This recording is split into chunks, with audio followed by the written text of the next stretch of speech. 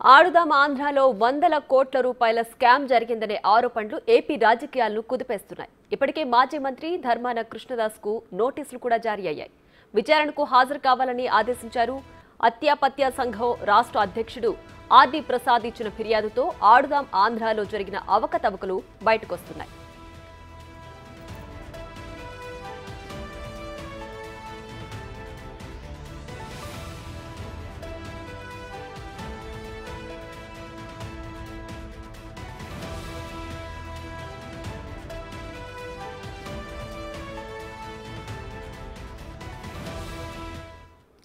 ఇక మరింత సమాచారం మా ఇన్పుట్ ఎడిటర్ పవన్ లైవ్ లో అందించడానికి సిద్ధంగా ఉన్నారు.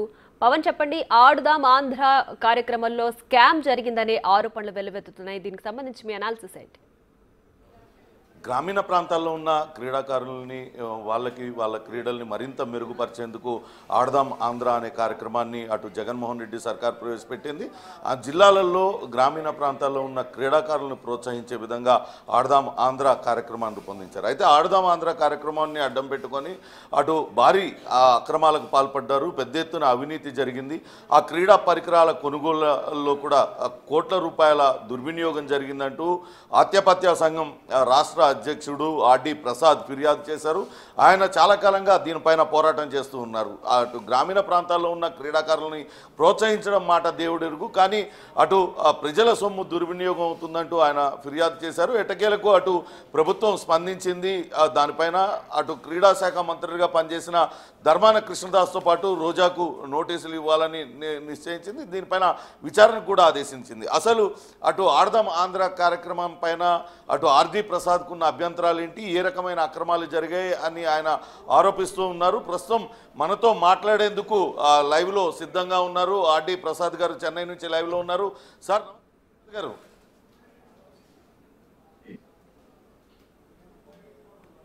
హలో, నమస్తే ప్రసాద్ గారు. మీరు ఆడదాం ఆంధ్ర కార్యక్రమం పైన అనేక ఫిర్యాదులు చేశారు. ఎట్టకేలకు ప్రభుత్వం కూడా స్పందించింది, దానిపైన విచారణకు ఆదేశించింది. అసలు ఆడదాం ఆంధ్రలో కార్యక్రమంలో జరిగిన అక్రమాలు ఏంటి, ఏ రకంగా అవినీతికి పాల్పడ్డారు?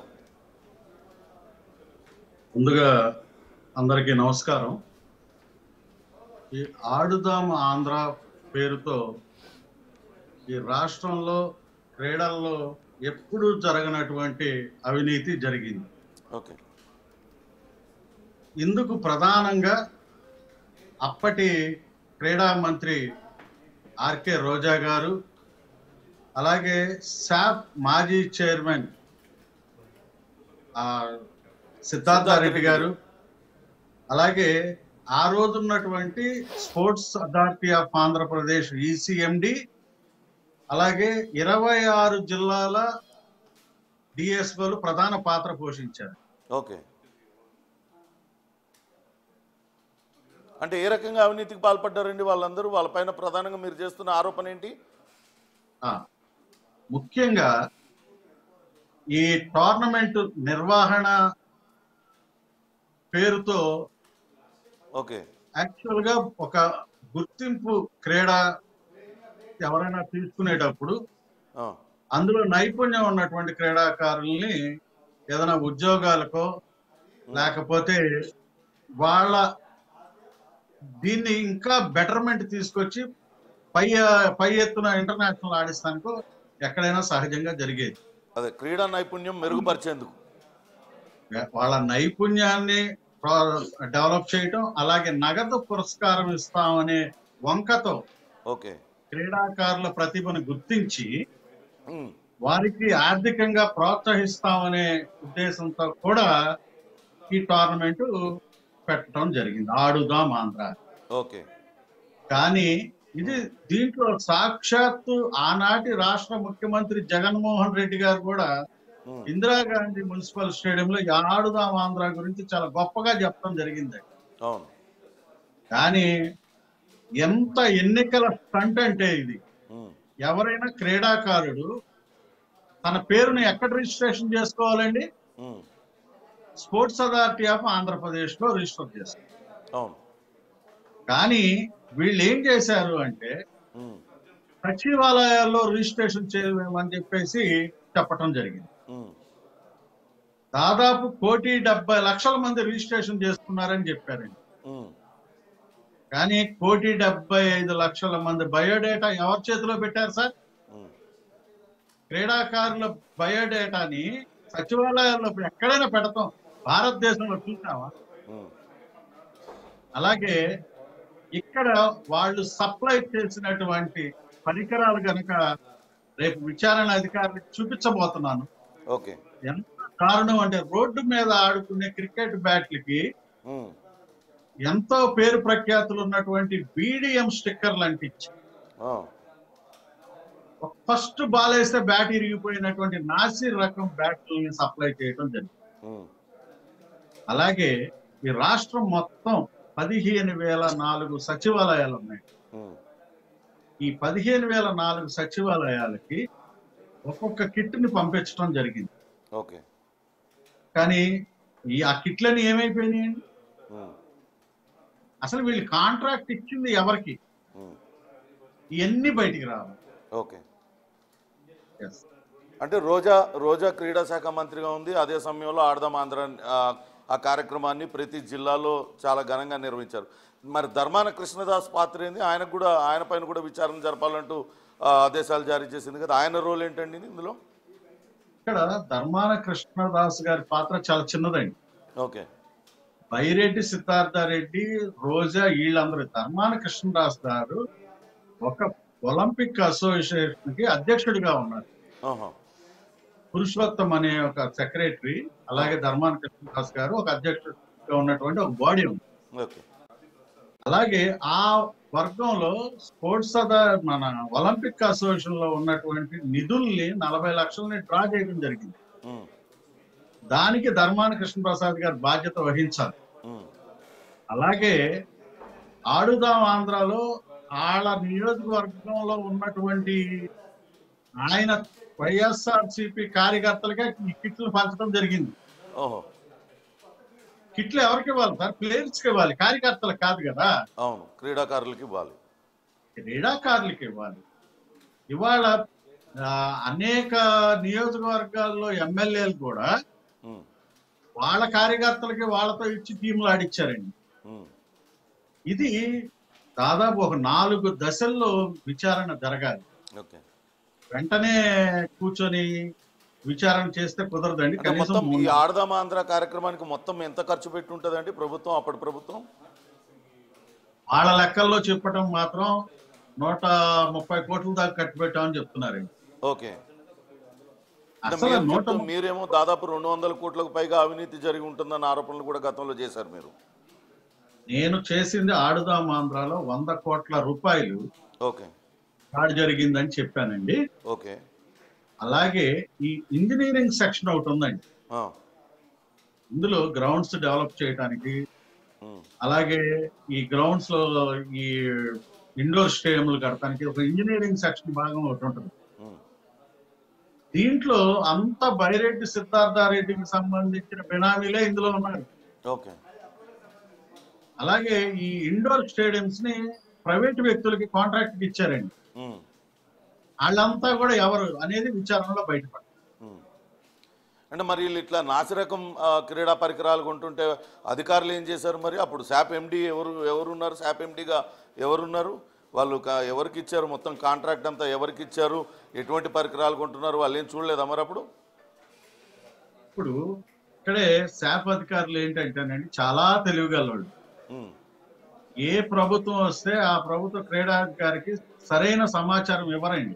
ఉమ్, అలాగే గత ప్రభుత్వంలో VCMDలు వాళ్ళ కింద ఉన్న అధికారులు చేస్తున్నటువంటి తప్పులకి ఉమ్, మీరు నమ్మరండి, 4 అధికారులు బదిలీ చేయించుకొని వెళ్ళిపోయారు. ఉమ్. అక్కడ జరిగే అక్రమాలు చూడలేక అస్సలు ఉమ్, ఈ కింద ఉన్న OSDలు కానివ్వండి, ఏఓలు కానివ్వండి, ఆడిటింగ్ సెక్షన్ లో వాళ్ళు కానివ్వండి, వీళ్ళంతా ఒక టీం అండి. ఉమ్, వీళ్ళ కనుసరణలోనే రాష్ట్రంలో ఉన్న DSOలు అంతా పనిచేస్తారు. ఉమ్, ఇది పప్పు బెల్లాల్లాగా పంచుకున్నారు సార్. అది ఓకే. నేను చెన్నైలో ఉండటం మూలాన మీకు నేను ఈ ఆధారాలన్నీ చూపించలేకపోతున్నాను. ఉమ్, స్పోర్ట్స్ అథారిటీ నుంచి ఆడుదాం ఆంధ్ర పేరుతో ఏ జిల్లాలకు ఎంతంత అమౌంట్ వెళ్ళింది, ఎంతంతా వీళ్ళు ఖర్చు పెట్టినట్టుగా చూపించారో ఇవన్నీ కూడా ఆధారాలతో చూపించబోతున్నాను రేపు విచారణ అధికారి. ఓకే. అంటే ఈ పరికరాలన్నీ కొనుగోలు చేశారు, నాసిరకం పరికరాలు ఎక్కువ ధరలకు కొనుగోలు చేశారని చెప్తున్నారు కదా, ఇవన్నీ ఎవరికి ఇచ్చారండి కాంట్రాక్టు? అది కూడా వీళ్ళకి సంబంధించిందేనా? వీళ్ళ బినామీలు అట్లాంటి వాళ్ళేనా వాళ్ళు? అంతే కదా సార్. యాక్చువల్ గా ఒక పెద్ద కంపెనీలకి ఇచ్చేటప్పుడు వాళ్ళ స్టాండర్డ్స్ వేరండి. వీళ్ళు నేను అందుకనే పోర్ట్స్ అథారిటీ ఆఫ్ ఆంధ్రప్రదేశ్ కి నేను ఆర్టీఐ యాక్ట్ కింద మీకు ప్రభుత్వం ఎలాట్ అయినటువంటి అమౌంట్ జీవో కాపీలు, అలాగే మీరు ఈ పరికరాల కొనుగోలు నిమిత్తం ఎవరికి కాంట్రాక్ట్ ఇచ్చారు, అలాగే క్రీడా దుస్తులు ఉన్నాయండి, క్రీడా దుస్తులు ఎవరికి కాంట్రాక్ట్ ఇచ్చారు అని అనేక వివరాలు, అలాగే మెడికల్ సీట్లో పొందినటువంటి ఈ 5 సంవత్సరాల మెడికల్ సీట్లు ఎంతమంది పొందారు, ఈ అన్ని వివరాలు అడిగితే ఏదో 2-3 వీటికి ఇచ్చి కనీసం ఆడుదాం ఆంధ్ర గురించి కానీ అంతకుముందు తిరుపతిలో నిర్వహించినటువంటి సీఎం కప్ లో గాని వాటి వివరాలు ఈ రోజుకి తెలియచేయలేదండి. తెలియచేయకపోతే నేను దాన్ని స్పోర్ట్స్ మినిస్టర్ గారికి కూడా రీసెంట్ గా నేను మొన్న 3 రోజుల క్రితం కంప్లైంట్ కూడా ఇచ్చాను. సార్ ఇలా జరుగుతుంది, దీని మీద మీరు కూడా దృష్టి సారించి ఈ రాష్ట్రంలో ఉన్న క్రీడాకారులందరికీ న్యాయం చేయమని చెప్పి నేను ఆయన కూడా రిక్వెస్ట్ చేయడం జరిగింది. త్వరలోనే ఆయన ఒక మంచి నిర్ణయం తీసుకుని ఒక కమిటీ వాళ్ళ ద్వారా కూడా క్రీడా మంత్రిత్వ పరిధిలో కూడా వాళ్ళు కూడా విచారణ కమిటీ వేసి విచారణ చేసి దోషులను మాత్రం ఎట్టి పరిస్థితుల్లో వదలరు. ఓకే.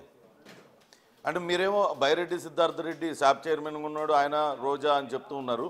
కానీ ఇప్పుడు ఇచ్చిన విచారణ దానికి ఏదైతే విచారణ చేయమన్నారో అందులో కృష్ణదాసు, రోజా పేర్లున్నాయి అండ్ 2 others అని మాత్రమే ప్రస్తావించారు.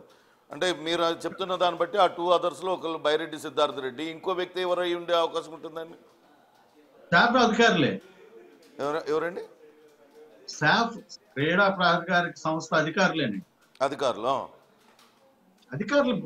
అధికారులే సార్. దీంట్లో మెయిన్ అసలు ఈ క్రీడల ఆడుదాం ఆంధ్ర గాని సీఎం కప్ గాని సక్సెస్ అయ్యింది అంటే ఈ రాష్ట్రంలో ఉన్న వ్యాయామోపాధ్యాయుల కృషినేండి. నిజంగా రాత్రి అనక పగలనక వాళ్ళకి సెలవులు కూడా ఇవ్వలేదండి ఆ 4 నెలలు. 5 టోర్నమెంట్లు నిర్వహించడానికి 5 నెలలు పట్టుద్దండి. 3 రోజులు చేసే టోర్నమెంట్ 6 రోజులు చేసి చూపించారు. అలాగే చాలా మంది క్రీడాకారులకి బ్యాంక్ అకౌంట్లు ఉండవు సార్. అవును. కానీ వీళ్ళు బ్యాంక్ అకౌంట్లు కూడా క్రియేట్ చేసి డబ్బులు డ్రా చేసేసారు. ఎన్ని విచారణలో ఎవరి పేర్ల మీద ఏ బినామీ పేర్ల మీద డ్రా చేశారు అన్ని కూడా విచారణలో బయటకు వస్తాయి.